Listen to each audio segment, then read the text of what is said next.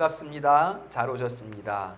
형제들아 권하노니 이러한 제목의 말씀을 잠시 나누도록 하겠습니다.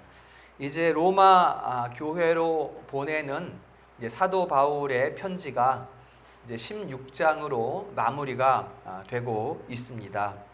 우리는 이 부분에서 로마 교회를 향한 이 사도의 마음이 참으로 애틋하다.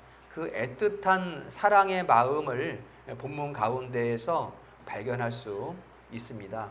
물론 사도 바울은 모든 소아시아 지역 교회이든지 어느 지역에 있는 교회를 향한 사랑은 애틋합니다. 그러나 우리가 오늘 본문만큼은 로마 교회를 향한 특별한 사랑의 마음이 담겨 있다. 이렇게 한번 우리가 생각을 해보도록 하겠습니다. 그 첫 번째 이유가 형제들아라는 호칭에 있습니다. 우리가 잘 아는 것처럼 형제라고 하면 그야말로 피가 섞여 있는, 같은 피가 흐르고 있는 그 사람들을 형제라고 말하는 것이죠. 근데 초대 교회에서는 성도를 부를 때 형제라는 호칭을 사용했다는 것이죠. 그러니까 지금도 우리가 누구누구 형제라고 부르고 누구누구 자매라고 부르는 것은 이 초대 교회에서 기원하고 있는 것이죠. 참 아름다운 호칭이고 교회적, 신앙적 호칭이라고 이렇게 우리가 생각해 볼 수가 있습니다. 그런데 성경은 우리가 주 안에서 형제, 자매가 되었다 이렇게 말하고 있거든요. 그러면 주 안에서 형제가 되고 자매가 되었다는 것은 무엇을 말하는 것인가? 바로 예수 그리스도의 피를 나눈 사람들을 말하는 것이죠. 예수 그리스도의 보혈로 하나로 묶여 있는 형제, 자매, 이러한 사람들의 모임을 말할 때 주 안에서 형제, 자매 된 자, 이렇게 말씀을 하고 있는 것이죠. 그러니까 저는 여러분들을 형제로 생각하는 게 아니라 실제로 영적으로 그리스도 안에서 우리는 형제이고 자매인 거예요. 여러분들도 저를 볼 때 목회자이기 이전에 형제로 바라볼 수 있어야 되는 것이 마땅한 것입니다. 이게 이제 교회의 호칭인 거예요. 형제가, 자매가 그런 것입니다. 자, 그 다음에 내가 너희에게 권하노니, 이 권하노니라는 이 말에 사도 바울의 애틋한 사랑이 담겨 있습니다. 이 권한다라는 말의 의미는 곁에 있는 거예요. 곁에. 이 곁에 있어서 뭐 걸어갈 땐 같이 걸어가고 멈출 땐 같이 멈춰 있으면서 이렇게 저렇게 해봐라. 이렇게 해보고 이 일은 저렇게 해보고 이 권하는 모양, 이게 이제 권한다라는 단어의 의미가 됩니다. 그러니까 마치 엄마가 어린 자녀의 손을 잡고 이렇게 걸어가기도 하고 멈추기도 하면서 인생을 살아가는 데 대해서 중요한 의미들을 권해주는 그러한 모양이에요. 여러분, 엄마가 아이한테, 자녀한테 왜 그렇게 좋은 말들을 권할까요? 그 자녀가 잘 되기를 원하는 마음인 거죠. 그게 바로 권한다는 그런 의미예요.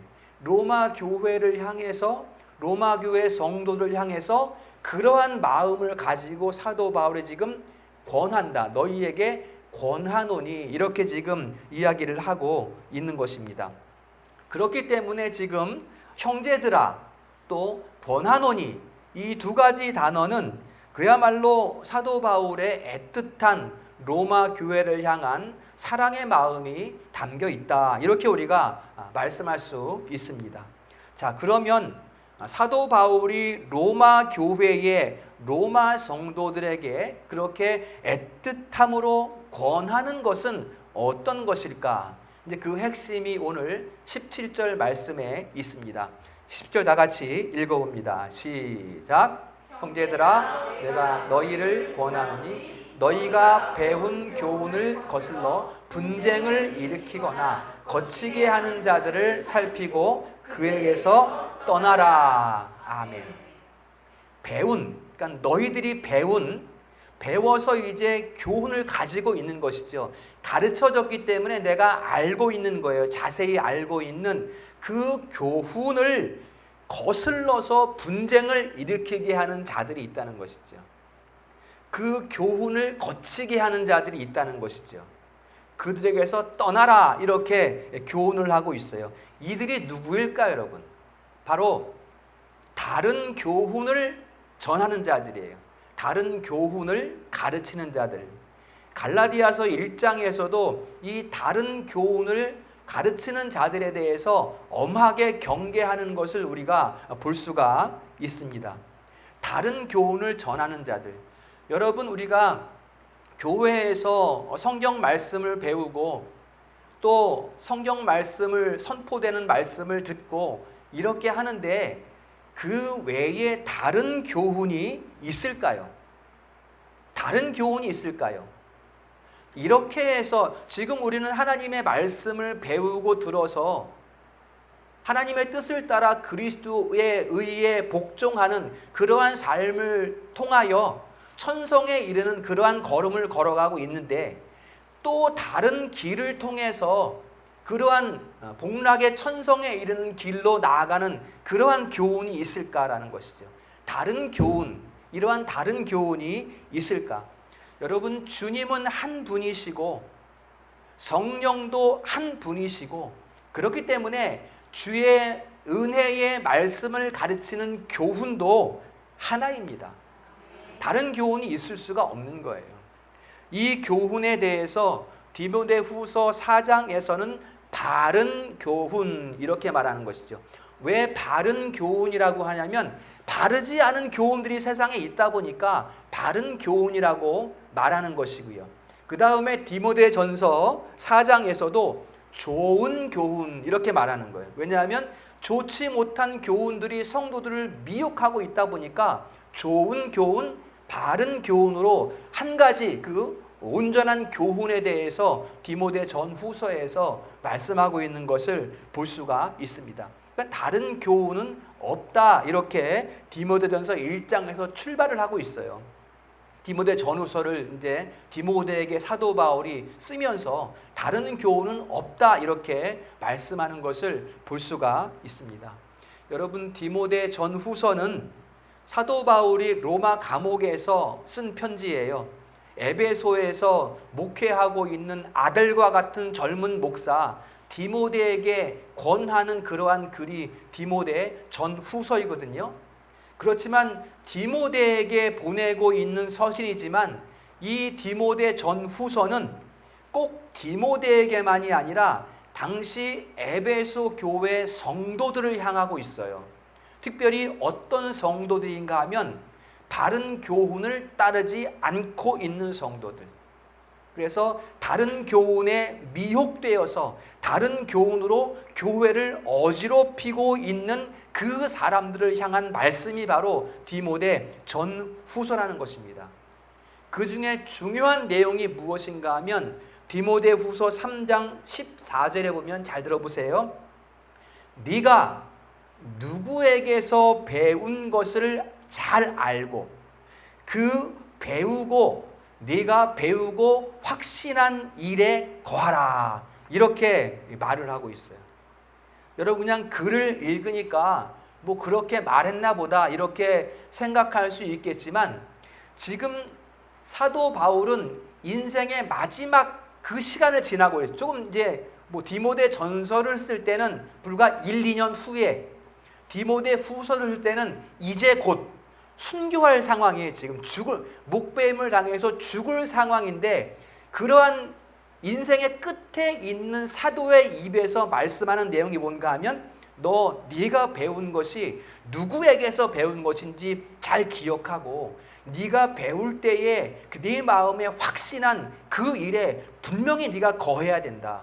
이걸 지금 신신당부를 하고 있다는 것입니다. 세상을 떠나기 직전에 있는 사람의 입술에 나오는 말이 바로 이러한 말씀이라는 거예요. 바로 오늘 본문이 그러한 맥락을 가지고 있습니다.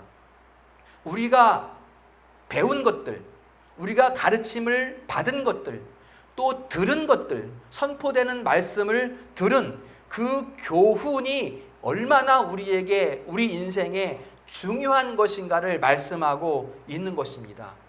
곧 다른 교훈을 쫓지 말라는 거예요. 다른 교훈을 생각하지 말라는 거예요. 여러분, 새로운 거 없습니다. 새로운 것을 쫓지 마세요.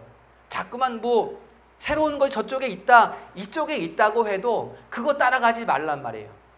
여러분, 교훈은 한 가지 교훈이고, 그것은 하나님의 말씀이고, 그것은 성경의 말씀이고, 그 성경이 전하는 도는 예수 그리스도 안에서의 삶을 전하고 있어요. 그 외에 다른 교훈은 없습니다.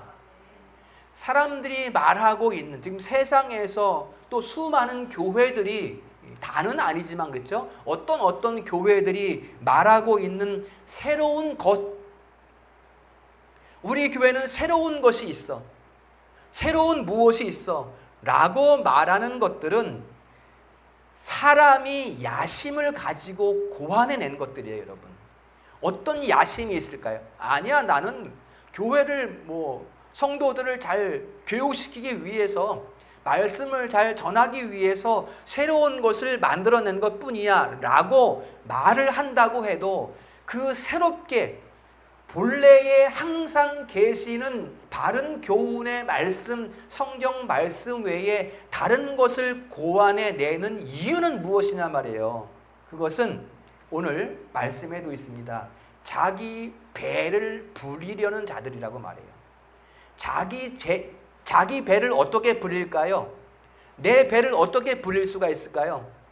여러분, 내 이름이 드러나야 돼요. 내 명성이 떨쳐져야 내 배를 불릴 수가 있단 말이에요. 그런 야심을 가지고 고안된 것들이 바로 지금 이 세상 가운데에서 새롭다라고 말하는 그러한 것들이라는 것입니다. 그러다 보니까 내 배를 불리기 위한 것, 내 명성을 떨치기 위한 것이 되다 보니까 결국은 순수한 복음을 오염시키게 됩니다. 본래의 말씀, 항상 계시는 그 진리의 말씀, 성경의 말씀을 더럽히게 된다는 말이에요. 속된 공론들을 교회에 가지고 와서, 그러니까 순전한 성도들의 마음을 어지럽힌단 말이에요. 이러한 것들이 돼서, 물론 그 안에는 여러분 교묘하게 진리로 감싸 있는 거짓들이 포함되어 있습니다. 그러니까 착하고 순전한 성도들의 마음이 현혹될 수밖에 없는 것이죠. 그리고 이러한 자들에 의해서 우리의 이 거룩하고 아름다운 신앙이 전시가 돼요. 전시. 뭔가 보여주기 위한 이러한 신앙이 돼버린단 말이에요. 이런 야심 때문에 그렇다. 사람들의 야심 때문에 결국은 예수 그리스도의 복음을 어둡게 만들어 버리는 것입니다. 복음이 어둡게 된다는 것은, 복음이라는 것은 오직 예수 그리스도만을 전하는 것인데, 예수 그리스도 그 이름도 전하지만 그와 함께 사람의 이름이 거기에 뒤에 감추어져 있는 이런 것들이 바로 예수 그리스도의 복음을 어둡게 만드는 자들, 곧 다른 교훈을 전하는 자들, 이렇게 성경은 우리에게 말씀해주고 있는 것입니다. 여러분, 다시 한번 말씀드리지만 바른 교훈은 항상 있는 말씀이에요. 태초에 말씀에 계시니라, 항상 계신, 세상이 있기 전부터 영원한 하나님 품에 독생하신 예수 그리스도, 요한복음 1장에 바로 그분이 말씀이다 이렇게 말씀했고, 그 말씀이 육신이 되어 이 땅에 오셨으니 이렇게 말씀하고 있습니다. 그 말씀의 기록이 바로 우리 손에 들려져 있는 성경 말씀인 거예요. 그러니까 여러분, 지금 가르쳐지고 지금 선포되는, 여러분, 저는 목회 철학이 그렇잖아요. 어떻게 해서든지 하나님의 말씀만을, 완전하진 못해요. 저는 사람이기 때문에. 그러나 어떻게 해서든지 오직 하나님의 말씀만을, 예수 그리스도만을 전하기 위해서 땀 흘리고 눈물 흘리고 기도하고 있단 말이죠. 그렇기 때문에 지금 가르쳐지고 우리 교회 가운데에서 가르쳐지고 선포되는 말씀을 우리 권사님 기도한 것처럼 사람의 말로 듣지 말고 데살로니가 교회처럼 하나님의 말씀으로 들으시기를 축원합니다. 그 바른 교훈을 듣고 또 그 교훈을 믿어 그것을 중심으로 고백하면 우리 성도들의 생애 가운데에 성령께서 여러분의 생애를 주관해 주실 줄로 믿습니다. 로마 교회를 향한 칭찬이 바로 여기에 있습니다. 사도 바울이 바른 교훈을 듣고 믿어서 그것을 삶으로 살아나가는 로마 교회를 오늘 본문 가운데 칭찬하고 있는 것을 볼 수가 있습니다. 여러분, 로마 교회는 어떤 곳입니까? 가장 세속화된 도시예요. 가장 인본주의화된 도시. 지금 세상하고 비슷하겠죠, 그렇죠? 사람이 최고의 자리에 올라서 있는, 하나님과 동등선에 올라가 있는 사람이 바로 그런 시대가 로마 시대였고, 거짓 신들이 우글우글대는 그 도시가 바로 로마였습니다. 그러다 보니까 말쟁이들이 많아요. 그러니까 철학이 많고 사람의 이성의 이론들이 많아요.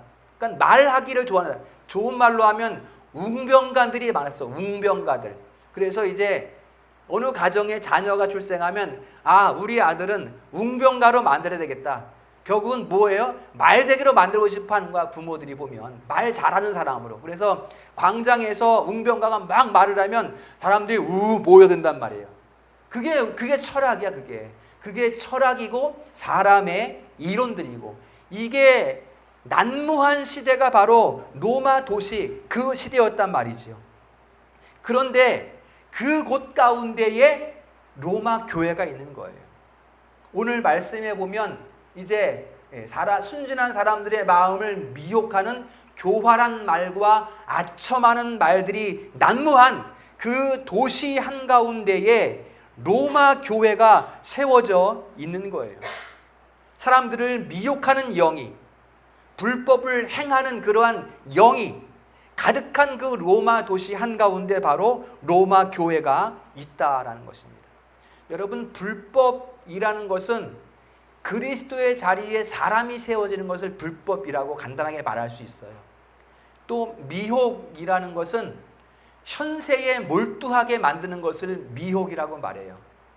그러니까 우리는 하늘 성소를 바라보며 나아가는 삶인데 자꾸만 이 땅을 바라보게 만드는 거야. 세상에 좋은 것들을 막 만들어서 하나님 나라를 못 보고 땅을 보게 만드는 게 미혹이거든요.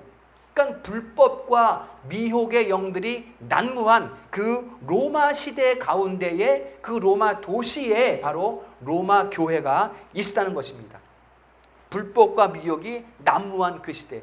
여러분, 앞에도 말씀드렸지만 지금 이 시대가 그런 시대죠. 불법과 예수 그리스도의 자리에 올라서 있는 사람들이 얼마나 많습니까? 이단들 뿐만이 아니라 이단이 아니더라고 해도 어떤 교회들에서는 그러한 자리에 올라서 있는 사람들을 볼 수가 있어요. 우리가 참 애통한 일이지만 실제로 불법이 횡행하고 있고, 또한 미혹의 영들이 횡행하고 있고, 땅을 보게 하잖아. 계속해서 우리의 시선을 땅에 고정시키잖아요. 미혹의 영들이. 지금 우리가 살아가는 이러한 세상과 똑같은 그러한 로마 시대. 그러면 로마 시대를 살아가는 그 교회, 로마 교회 성도들은 어떠했는가? 그런 세상에서 로마 교회 성도들은 신앙을 굳게 지켰다. 이걸 지금 사도 바울이 칭찬하고 있습니다.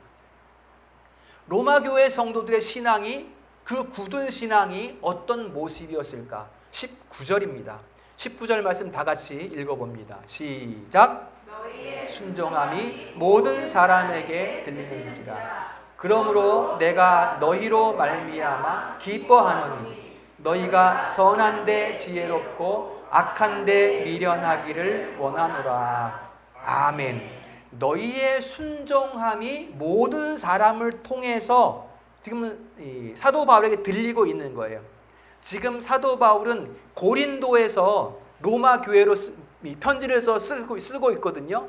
지금 그 소문이 그 대해를 건너서 소문이 고린도까지 지금 소문이 퍼진 거예요. 그로 말미암아 내가 기뻐한다. 이렇게 지금 사도 바울이 로마 교회를 칭찬하고 있는 것입니다. 여러분, 이러한 로마 교회의 순종, 이 순종이 어떤 것인가 우리가 한번 생각을 해볼 필요가 있습니다. 뭐 순종하라고 하니까 목사님이 말씀하는 거 잘 따르면 되겠지. 뭐 순종 맞습니다, 그것도. 그러나 여기에서 말하는 순종은 그 정도의 순종을 말하는 것이 아니에요.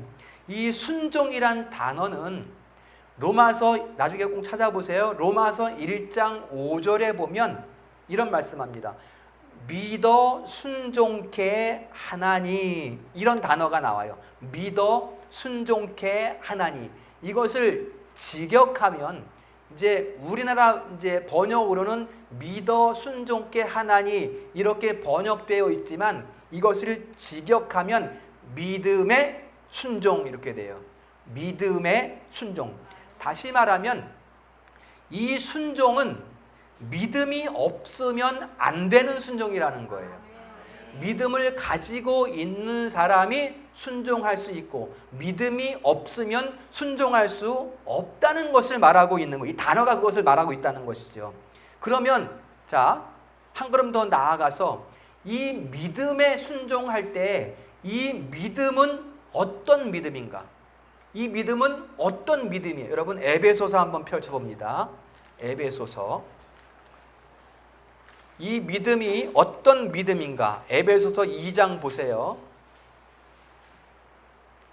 에베소서 2장 1절에 보면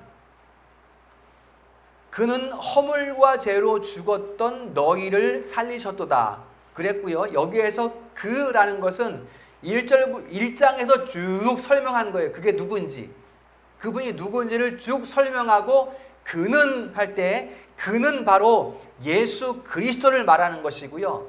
믿음이라는 것은 이 예수 그리스도를 믿는 믿음을 말하는 거예요. 그러면 그 믿음은 어디에서 왔는가? 에베소서 2장 8절 봅니다. 에베소서 2장 8절 다 같이 읽습니다. 시작. 너희는 그 은혜에 의하여 믿음으로 말미암아 구원을 받았으니 이것은 너희에게서 난 것이 아니요 하나님의 선물이라. 아멘. 은혜에 의하여 믿은 것이 말이에요. 우리가 믿은 것이 은혜야. 내가 믿었는데 내가 믿은 것이 아니라 은혜로 믿게 된 거야. 그 다음에 그 믿음으로 구원을 받았으니 그 믿음은 어디서 났다? 우리 속에서 나왔다? 아니다. 뭐라 그래요? 하나님의 선물이다. 이렇게 지금 말씀을 하고 있는 거예요. 그러니까 이 믿음을 선물로 받아서 은혜로 믿은 그 사람만이 믿음의 순종을 할 수 있다라는 것을 말씀하고 있는 것입니다. 바로 로마 교회 지금 오늘 19절에 말하고 있는 너희의 순종함이라고 말하는 이 순종이 바로 이 지금 에베소 살펴본 말씀 그 순종을 지금 말하고 있는 것입니다. 자, 그러면 어떻게 믿게 되었는가? 이제 앞에 한번 쭉 설명한 거예요. 어떻게 그러한 은혜의 믿음이 우리 가운데 있게 되는가 말이에요. 우리에게 은혜를 주시기 위해서는 뭔가 우리 가운데 역사하실 거 아니에요. 그것이 무엇인가 하면 가르쳐지는, 곧 교훈되는 말씀을 배우고, 잘 배워야 돼요, 여러분. 그래서 가르쳐지는 말씀을 배우고 또 선포되어지는 말씀을 들어서, 곧 배우고 들어서 그 가르쳐지고 선포되는, 여러분 우리가 무엇을 가르쳐요? 항상 무엇을 들어요?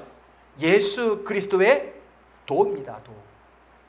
우리가 가르쳐지고 배우고 듣는 것들은 그 핵심은 바로 예수 그리스도예요. 예수 그리스도. 그 예수 그리스도의 도를 믿어 죽기까지 따르는 순교적 순종, 이것이 바로 로마 교회 성도들의 너희의 순종함이라고 말하는 그 순종인 것입니다.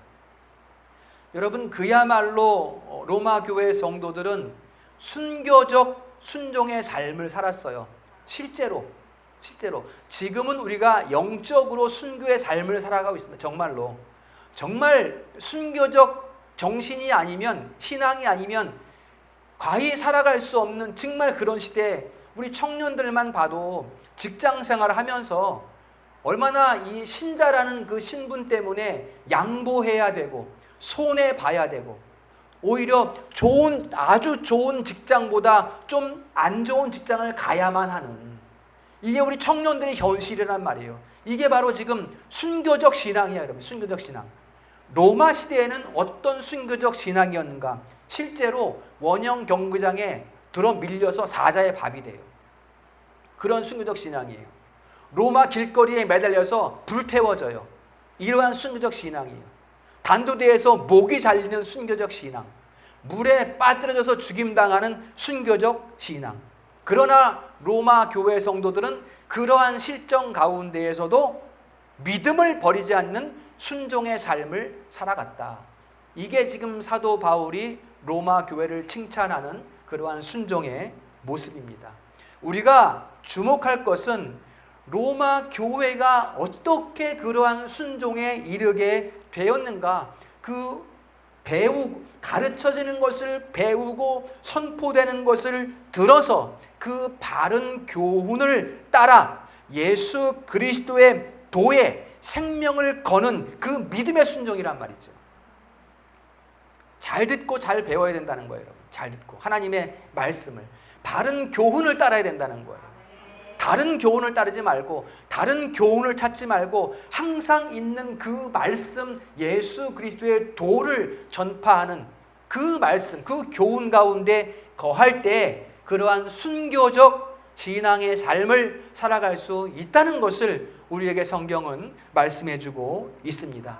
그러한 순종이 있을 때 여러분, 그토록 기독교를 박해하던 로마 대제국이 예루살렘으로부터 복음이 전파되기 시작된 불과 2, 3세기 만에 기독교 국가로 공인되는 것을 우리가 볼 수가 있는 거예요. 그 아름다운 교회 성도들의 삶이 세상에 드러날 때 세상이 바뀌었다고, 세상이. 그 대제국이 바뀌는 것을 우리가 볼 수가 있습니다. 여러분, 이러한 역사가 우리에게 말해주는 것은 무엇인가 하면, 우리가 하나님의 말씀, 바른 교훈을 따라갈 때, 온전히 순종의 삶으로 따라갈 때 세상이 바뀐다는 거예요, 여러분. 그것을 지금 얘기해주고 있습니다. 그냥 왔다 갔다 이런 신앙생활 말고 진짜 로마 교회와 같은 그러한 순교적 신앙, 우리 청년들과 같이 그러한 순교적 신앙의 삶을 살아가면 세상이 달라진다는 것을 우리에게 가르쳐주고 있습니다. 곧 본래 사람의 모습으로 회복될 때 세상이 바뀐다. 다시 말하면 교회다울 때, 교회에서 가르쳐지는 교훈을 통하여, 교회에서 선포되는 말씀을 통하여 세상이 바뀐다는 것을 우리에게 말씀해주고 있습니다. 여러분, 지나온 역사 가운데 한 시대에는 인간의 미를 찬미하는 시대가 있었어요. 인간의 이성을 추앙하는, 인간의 이성을 찬양하는, 우리는 너무나 고귀한 존재들이다, 우리는 가장 뛰어난 존재들이다, 인간을 찬양하는 그러한 시대가 있었습니다. 19세기 말에서 20세기 초에는 사람에게 좋은 것이 가장 가치 있는 것이지, 그 외에 보이지 않는 그런 것들보다 지금 우리에게 좋게 주어지는 것들이 가장 가치 있는 거야. 이런 세상의 사조가 난무했던 시대가 19세기 말과 20세기 초입니다. 실존주의 시대. 그 시대 끝에 누가 나타났습니까, 여러분? 어떤 사람이 드러납니까? 바로 괴물이 나타난 세상이에요, 여러분. 괴물이. 사람인데 괴물이 나타나요. 전쟁에 광인들이 일어나서 온 세상을 잔인한 전쟁으로 뒤덮는 1차, 2차 세계대전이 일어나는 것을 볼 수가 있습니다. 바로 사람이 예수 그리스도의 자리에 올라서면 이런 세상이 된단 말이야. 이런 세상이. 여러분, 교회가 말이에요, 성도들이 사람을 찬양하면서 따라가면 그 사람은 괴물이 돼요. 여러분, 잘 기억하셔야 돼요. 사람을 따라가면 그 사람은 괴물이 된단 말이에요. 사람이 괴물이 된 모습이 바로 예수 그리스도의 자리를 차지하고 있는 그 괴물 말이에요. 사람의 우두머리가 돼서 사람을 자기 마음대로 살상하고 휘저얻는 그 모습이 바로 적그리스도의 모습이에요. 여러분, 적그리스도의 모습. 사람이 예수 그리스도의 자리에 올라서 있는 모습이 바로 적그리스도의 모습이란 말이에요. 이게 바로 사람이 사람을 추앙할 때 그러한 일들이 세상 가운데 일어난다는 것을 역사는 우리에게 이야기해 주고 있는 것을 볼 수가 있습니다. 그러면 인간은 언제 가장 아름다운가? 다시 앞으로 돌아가서 하나님 앞에 순종의 삶을 살아갈 때입니다. 그때 인간은 가장 아름다운 모습을 가질 수가 있어요. 왜냐하면 하나님께서 인류를 지으신 목적이 자원하는 순종에 있습니다. 로봇을 만들어서 그냥 저절로 그냥 순종하게 만든 것이 아니라 그 인격으로 자원해서 순종하게 만든 것이 바로 하나님의 형상으로 지은 사람의 모습이라는 거예요. 따라서 인간이 가장 인간답고 인간이 가장 아름다운 모습은 언제인가 하면 자기를 지으신 하나님께 순종할 때입니다. 그때 가장 인간은 아름답고 그때 세상은 아름답게 바뀌어 간다는 것을 성경은 우리에게 말씀해 주고 있습니다. 바로 로마 교회가 이러한 순종 가운데에 있었다라는 것이고요. 다시 한번 그 중요한 과정을 설명을 드리면 바로 하나님의 말씀을 배우는 것이고요. 또 하나는 하나님의 말씀을 듣는 것이고요. 그 배우고 들은 말씀에 아멘하는 것이고요. 그래야 내가 아름다워지고 세상이 변화된다고요. 배우고 들은 말씀에 아멘하는 것이고요. 그 말씀이 나를 감동하여 눈물 흘리는 것이고요. 그 말씀이 내 인생의 좌표가 되는 것이고요. 그래야 우리의 영원한 궁극적 소망이 되는 것이고요. 그 말씀이. 그것으로 말미암아 이제 그러한 온전한 순종의 삶을 우리가 살아갈 수 있고, 그러할 때에 우리는 가장 아름다운 하나님을 닮은 형상의 모습을 회복하는 것이고, 그리할 때 세상이 아름답게 바뀌어진다는 것을 말씀하고 있습니다. 자, 이제 어떻게 그러한 순종 가운데 나아갈 수 있었을 것인가? 이 순종을 위해서 하나님께서 우리에게 아들을 보내셨다. 예수 그리스도를 보내셔서 그 아들이 완전한 순종으로 아버지께 영광을 돌리셨어요. 그래서 우리가 순종한다는 것은 그분으로 말미암아, 아들로 말미암아 이제 아버지께 온전한 순종의 삶으로 나아갈 수가 있게 되는 것입니다. 이거를 빠뜨리면 안 돼요, 결코. 우리가 로마 교회 성도들이 순종을 잘했다. 와, 훌륭하다. 훌륭하죠. 그러나 그들의 순종은 누구로 말미암은 순종이다? 예수 그리스도로 말미암은 순종이다. 예수 그리스도께서 다 이루신 온전한 순종으로 말미암아 그 순종이 우리의 것으로 됨으로 말미암아 우리가 아버지께 온전한 순종으로 나아갈 수 있다. 이것을 꼭 기억할 수 있기를 바랍니다. 그러므로 교회는 하나님의 아들 예수 그리스도를 믿는 믿음 안에서만 온전한 순종을 할 수가 있습니다. 우리 성도들이 로마 교회 성도들처럼 순종의 자녀가 될 수 있기를 축복합니다. 이 믿음의 순종이 2000년 전 초대 교회로부터 로마 도시로 전파되었고, 로마 도시로부터 온 세계로 전파되었고, 이제는 우리에게 그 믿음의 순종이 전파되어 있습니다. 우리를 가장 사람답게, 우리를 가장 아름답게 하는 이 순종이 우리 성도들의 삶이 될 수 있기를 주님의 이름으로 축원합니다. 그리고 이제 사도는 교회를 향한 권함의 끝에 마지막 한 가지를 우리에게 더 권하고 있습니다. 그게 뭔가 하면 19절 뒤에 선한데 지혜롭고 악한데 미련한 사람이 되라, 이렇게 말씀하는 권함입니다. 이것은 무슨 말인가 하면 선한데 지혜롭고 악한데 미련하라는 말은 하나님의 사역을 향해서 마음과 생각을 열어두고 세속적인 일에는 마음을 쏟지 말라, 이것을 지금 이야기하고 있는 거예요. 세속적인 일에 마음을 쏟지 말라고 해서 회사 다니지 마라, 아무 일도 하지 마라, 이것을 말하는 것이 아니라 속된 일로 말미암아 세상에 어떤 가치를 두는 그런 일로 말미암아 마음을 빼앗기지 말라라는 것을 말씀하고 있는 것입니다. 그렇게 할 때, 우리가 선한 일에 우리의 마음을 집중할 때 어떻게 하시는가? 하나님께서 사탄을 너희 발 아래 상하게 하시리라, 이렇게 20절에서 말씀을 하고 있습니다. 사탄을 우리 발 아래 상하게 하신다는 말씀은 창세기 3장 15절의 말씀을 우리 성도들의 삶에 성취하시겠다는 그런 말씀이 되는 것입니다. 창세기 3장 15절이 뭔가 하면 여자의 후손 곧 예수 그리스도로 말미암아 뱀의 머리를 상하게 할 것이다, 뱀의 머리를 밟게 할 것이다, 이것을 말씀하는 구절이거든요. 그 말씀의 성취를 우리 삶에 이루어 주시겠다라는 것을 지금 우리에게 말씀해 주고 있는 것입니다.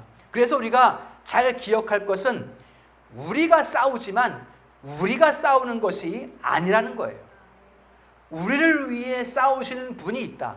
우리를 통해 싸우시고 우리 가운데 우리를 위해 싸우시는데 그분은 예수 그리스도시고 그분이 친히 싸우시고 그분이 사탄의 머리를 상하게 하시고 그분이 우리를 통하여 세상의 불법과 미혹의 영들의 역사를 쳐부술 것이다, 깨뜨리실 것이다, 이것을 우리에게 말씀해 주고 있습니다. 이제 말씀을 정리합니다. 이를 위해서 저와 우리 성도들은 18절의 그 순진한 마음, 딱 밑줄을 한번 치세요. 이 순진한 마음을 가질 수 있기를 바랍니다. 순진한 마음이라는 것은 악이 없는 마음을 뜻해요. 악이 없는, 속되지 않은 마음. 속되다는 것은 여러분 세상의 가치를 바라보는 것이 속된 것이거든요. 세상의 가치를 바라보면 속되면 자연적으로 사람의 마음이 악하게 되거든요. 그 악한 마음이 없는 마음을 여기에서 순진한 마음, 이렇게 지금 이야기하고 있습니다. 이 순진한 마음이어야 온전한 순종으로 나아갈 수가 있습니다. 우리 교회는 2000년 전 로마와 같이 세속화된 이 시대, 이 나라의 어느 부분에 우리 교회가 자리를 잡고 있습니다. 이제 우리 성도들은 교회에서 바르게 가르쳐지는 교훈을 배우고 또 선포되는 말씀을 들음으로 말미암아 그 배우고 들은 말씀을 삶의 순종으로 이어가는 그러한 삶을 살아감으로 말미암아 온전한 순종으로 소문나는 우리 승리로 교회가 될 수 있기를 주님의 이름으로 축원합니다.